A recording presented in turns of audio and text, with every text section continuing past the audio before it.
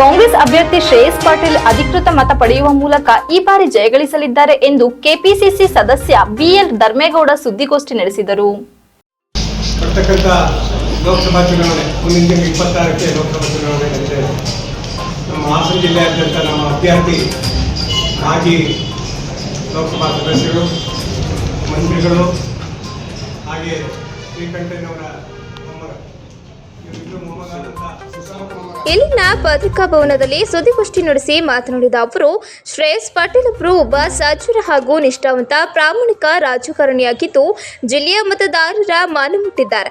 ಮುಖ್ಯವಾಗಿ ಯುವಕರ ಜೊತೆ ಉತ್ತಮ ಒಡನಾಟದಲ್ಲಿರುವ ಇವರಿಗೆ ಮುಂಬರುವ ಲೋಕಸಭಾ ಚುನಾವಣೆಯಲ್ಲಿ ಹಾಸನ ಕ್ಷೇತ್ರದಿಂದ ಕಾಂಗ್ರೆಸ್ ಪಕ್ಷದ ಅಭ್ಯರ್ಥಿಯಾಗಿ ಘೋಷಣೆ ಮಾಡಿ ಪಕ್ಷ ಟಿಕೆಟ್ ನೀಡಿದೆ.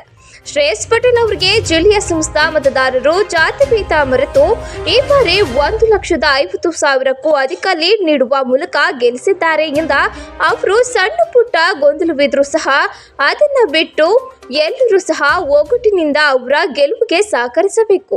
ಕಳೆದ 5 ವರ್ಷಗಳ ಹಿಂದೆ ಕಾಂಗ್ರೆಸ್ ಜೊತೆ ಮೈತ್ರಿ ಮಾಡಿಕೊಂಡಿದ್ದ ಹಿಂದಿನ ಸಂಸದ ಪ್ರಜ್ವಲ್ ರೇವಣ್ಣ ಅವರ ಸಾಧನೆ ಏನು ಎಂಬುದು ತೋರಿಸಲಿ. ಕೇವಲ ಇಲ್ಲಿ ಒಂದು ಕುಟುಂಬವನ್ನ ಬೆಂಬಲಿಸುವುದಲ್ಲ, ನಿಷ್ಠಾವಂತ ಹಾಗೂ ಪ್ರಾಮಾಣಿಕರಿಗೆ ನಾವು ಕೆಲಸ ಮಾಡಬೇಕು. ಈ ಬಾರಿ ತಾಲೂಕಿನಿಂದ ನಾವು ಕುರುಬರು, ಅಲ್ಪಸಂಖ್ಯಾತರು ಮತ್ತು ಹಿಂದುಳಿದ ವರ್ಗಗಳು ಸೇರಿದಂತೆ ಎಲ್ಲ ಜನಾಂಗದವರು ಸೇರಿ ಸುಮಾರು 10,000ಕ್ಕೂ ಅಧಿಕ ಲೀಡ್ನೊಂದಿಗೆ ಗೆಲ್ಲಿಸುತ್ತೇವೆ ಎಂದ ಅವರು, ನಮಗಿರುವುದು ಒಂದೇ ಪಕ್ಷ, ಇಲ್ಲಿ ಕಾಂಗ್ರೆಸ್ ಪಕ್ಷ ಮಾತ್ರ. ಇದು ಯಾರ ಮನೆಯ ಆಸ್ತಿ ಅಲ್ಲ. ಯಾವುದೇ ಗೊಂದಲಗಳಿಗೆ ಕಿವಿಗೊಡಬಾರದು ಎಂದರಲ್ಲದೆ ಮುಖ್ಯಮಂತ್ರಿ ಸಿದ್ದರಾಮಯ್ಯನವರು ನೀಡಿರುವ 5 ಗ್ಯಾರಂಟಿಗಳೇ ಈ ಬಾರಿ ನಮಗೆ ವರದಾನವಾಗಿದೆ ಎಂದರು. ಕಾಂಗ್ರೆಸ್ ಮುಖಂಡ ರಾಯಪುರ ಶಿವಣ್ಣ ಮಾತನಾಡಿ, ತಾಲೂಕಿನಲ್ಲಿ ಕಳೆದ 5 ವರ್ಷಗಳಲ್ಲಿ ಕಾಂಗ್ರೆಸ್ ಪಕ್ಷ ನಮ್ಮ ಮನೆಯ ಆಸ್ತಿ ಎಂದು ತಿಳಿದುಕೊಂಡಿದ್ದು ಇದನ್ನ ಇಲ್ಲಿ ಯಾರೂ ಒಪ್ಪುವುದಿಲ್ಲ. ಸುಮಾರು 25ರಿಂದ 40 ವರ್ಷಗಳಿಂದ ಈ ಪಕ್ಷಕ್ಕಾಗಿ ನಾವೆಲ್ಲರೂ ದುಡಿದಿದ್ದೇವೆ. ಇಲ್ಲಿ ಬಾಕೆಟ್ ಹಿಡಿದು ಕಲೆಕ್ಷನ್ ರಾಜಕಾರಣ ಮಾಡಲು ಇಲ್ಲಿ ಯಾರು ಬಂದಿದ್ದಾರೆಂಬುದು ಇಡೀ ತಾಲೂಕಿನ ಜನತೆಗೆ ಗೊತ್ತಿದೆ. ಇಲ್ಲಿ ನಮಗೆ ನಿಜವಾದ ನಾಯಕರೆಂದರೆ ಇಲ್ಲಿ ಕಾಂಗ್ರೆಸ್ ಪಕ್ಷಕ್ಕಾಗಿ ದುಡಿಯುವವರೇ ನಮ್ಮ ನಾಯಕರು. ನಾನು ನಾಯಕ ಎಂದು ಸುಮ್ಮನೆ ಬಿಂಬಿಸಿಕೊಂಡು ತಿರುಗಾಡುವವರು ಎಲ್ಲ ಎಂದು ಅವರು, ಈ ಬಾರಿ ಜನರು ಎಲ್ಲರೂ ಒಗ್ಗಟ್ಟಾಗಿ ಕೆಲಸ ಮಾಡುತ್ತೇವೆ. ನಮ್ಮ ಪಕ್ಷದ ಪ್ರಭಾವಿ ನಾಯಕರಾಗಿರುವ ಗ್ರಾಮೀಣ ರಾಜಶೇಖರ್ ಹಾಗೂ ಉಸ್ತುವಾರಿ ಸಚಿವರು ಮತ್ತು ಶಾಸಕ ಶಿವಲಿಂಗೇಗೌಡರ ನೇತೃತ್ವದಲ್ಲಿ ಪಕ್ಷ ಬಲವಾಗಿದ್ದು ನಾವು ಪ್ರತಿ ಮನೆ ಬಾಗಿಲಿಗೆ ಹೋಗಿ ಈ ಬಾರಿ ಕಾಂಗ್ರೆಸ್ ಪಕ್ಷದ ಅಭ್ಯರ್ಥಿಯಾದ ಶ್ರೇಯಸ್ ಪಾಟೀಲ್ ಅವರನ್ನ ಅತ್ಯಧಿಕ ಮತ ಕೊಡಿಸುವ ಮೂಲಕ ಗೆಲ್ಲಿಸುವುದೇ ನಮ್ಮ ಗುರಿ ಎಂದು ತಾಲೂಕು ಪಂಚಾಯಿತಿ ಮಾಜಿ ಸದಸ್ಯ ಮಂಜುನಾಥ್ ಮಾತನಾಡಿ, ನಮಗೆ ಯಾವುದೇ ಭಿನ್ನಾಭಿಪ್ರಾಯ ಇಲ್ಲದಂತ ಒಬ್ಬ ಉತ್ತಮ ಅಭ್ಯರ್ಥಿಯನ್ನ ಪಕ್ಷ ಈ ಬಾರಿ ನಮಗೆ ನೀಡಿದೆ. ಆದ್ದರಿಂದ ಯಾವುದೇ ಗುಂಪುಗಾರಿಕೆ ಮಾಡದೆ ಪಕ್ಷದ ಸಿದ್ಧಾಂತಕ್ಕಾಗಿ ಹೋರಾಟ ಮಾಡಿ ನಮ್ಮ ಅಭ್ಯರ್ಥಿಯನ್ನ ಗೆಲ್ಲಿಸೋಣ. ನಮ್ಮಲ್ಲಿ ಯಾವುದೇ ಗುಂಪುಗಾರಿಕೆ ಇಲ್ಲ. ಎಲ್ಲ ಪಕ್ಷಗಳಂತೆ ನಮ್ಮಲ್ಲೂ ಸ್ವಲ್ಪ ಸಣ್ಣ ಪುಟ್ಟ ಗೊಂದಲವಿದ್ದು ಪಕ್ಷದ ಉಳಿವಿಗಾಗಿ ನಾವೆಲ್ಲರೂ ಕೈಜೋಡಿಸೋಣ.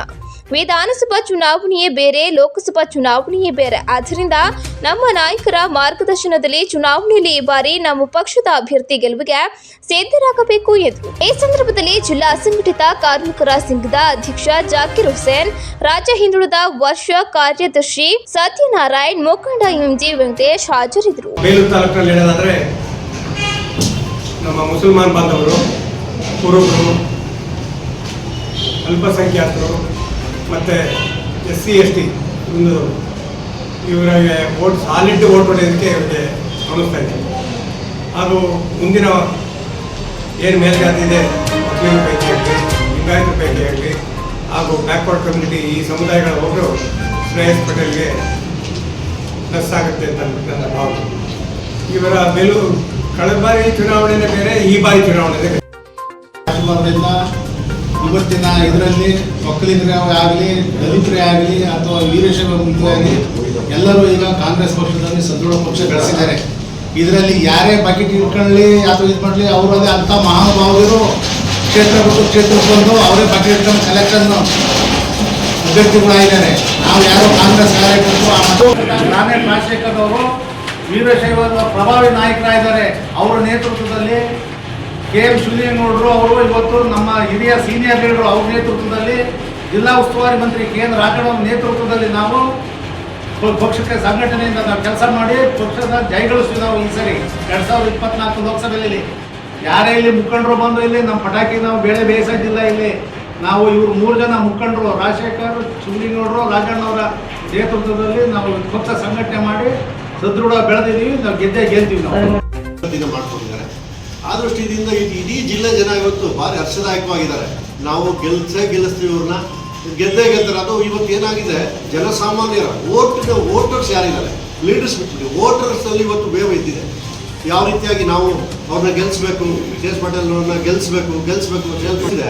ಅವ್ರು ಹೆಚ್ಚು ಕಾಂಗ್ರೆಸ್ಗಿದೆ ಅಂತ ಗೊತ್ತಾದ್ರೂ ಏನು ಬೇರೆ ಓಟ್ಗಳಿತ್ತು, ಏನು BJP ಓಟು ಮತ್ತು ದಳದ ಓಟುಗಳು ಸಹ ಸೇರಿ ಇವತ್ತು ಕಾಂಗ್ರೆಸ್ಗೆ ಬೆಂಬಲ ಕೊಡ್ತಿರೋದು ನೋಡಿದ್ರೆ ನಮಗೆ ನಿಜವಾಗ್ಲೂ ಖುಷಿ ಆಗುತ್ತೆ.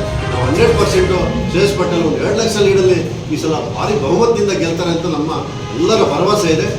ಗೆಲ್ತಾರೆ ಅಂತ ನಾವು ಜನರು ನಮ್ಮ ಕಾಂಗ್ರೆಸ್ ಲೀಡರ್ಗಳಿದ್ದಾರೆ, ಕಾರ್ಯಕರ್ತರಿದ್ದಾರೆ, ಎಲ್ಲ ಒಗ್ಗಟ್ಟಿಂದ ಕೆಲಸ ಮಾಡಿ ಯಾವುದೇ ರೀತಿಯಾದ ವ್ಯತ್ಯಾಸ ಬೇಡ ಅಂತ ಹೇಳಿ ನಾನು ತಮ್ಮ ಸಣ್ಣ ಪುಟ್ಟ ಭಿನ್ನಾಭಿಪ್ರಾಯಗಳು ಸಹಜ.